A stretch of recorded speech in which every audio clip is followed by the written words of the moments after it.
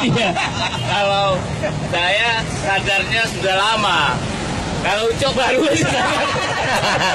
Agus Railo juga baru aja sadarnya. Padahal aku udah bilang, pulang kita, jangan kembali ke Jokowi. Ternyata barulah Tuhan memberikan hidayahnya kepada Agus dan kepada Ucok. Sekalian, kawan-kawan sahabat kita di kepolisian ya. Saya masih mau kasih tahu. Pertama kali Jokowi berkuasa itu 2 bulan berkuasa, ya dia sudah menyunat hak harga BBM kita, hak rakyat saja kurang lebih 200 triliun. 200 triliun itu tahun 2015. Dari situ saya sudah curiga, ya dia bermodalkan mengambil subsidi sebelumnya. Tahun yang sama 215 juga. Ini menuduh, masih curiga ya? Iya. Kita nuduh sudah. Sudah. Di tahun yang sama juga dia mendapatkan hutang 40 triliun. Dari siapa? Dari negara Cina. Untuk pembangunan infrastruktur.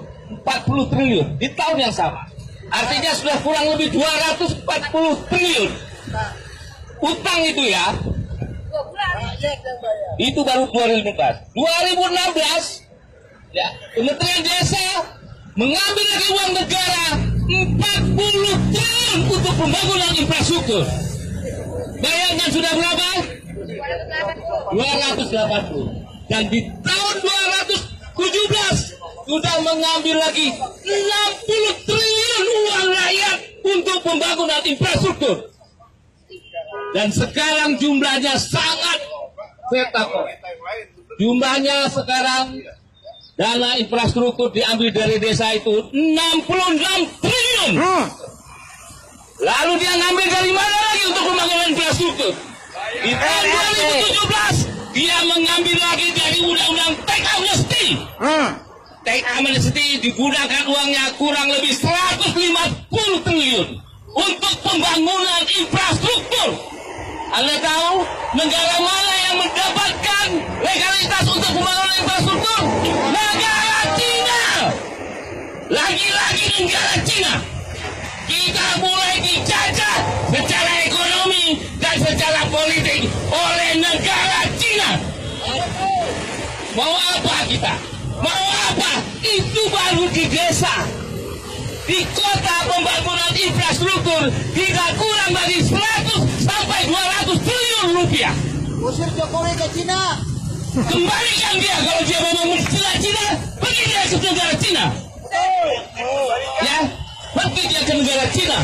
Anda tahu siapa yang mendapatkan izin infrastruktur? Mayoritas negara Cina, pengusaha Cina dari seberang sana. Negara ini mau dikemanakan? Negara ini mau dikemanakan kalau semuanya uang infrastruktur dibangun untuk kepentingan yang tidak jelas.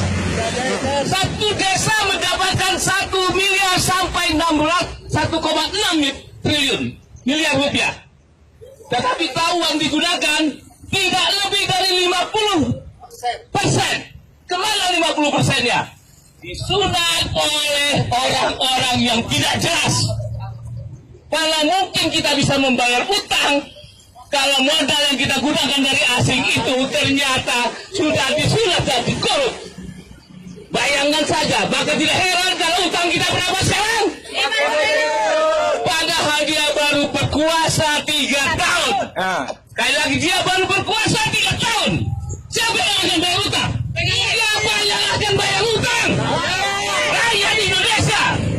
30 tahun yang akan datang, rakyat Indonesia mengalami kemiskinan yang sangat parah. Karena Jokowi tidak mungkin mampu membayar utang. Karena negara ini tidak mungkin bisa membayar utang. Jangankan bayar modal utangnya, bayar bunganya pun belum tentu mampu. Itulah Jokowi. Itulah Jokowi. Maka pantas kalau Jokowi berhenti jadi presiden. Saya ulangi lagi, berhenti menjadi presiden. Karena dia mensengsarakan rakyat Indonesia. Terima kasih Ucok. Saya sudah insaf sudah lama. Wassalamualaikum warahmatullahi wabarakatuh. Waalaikumsalam.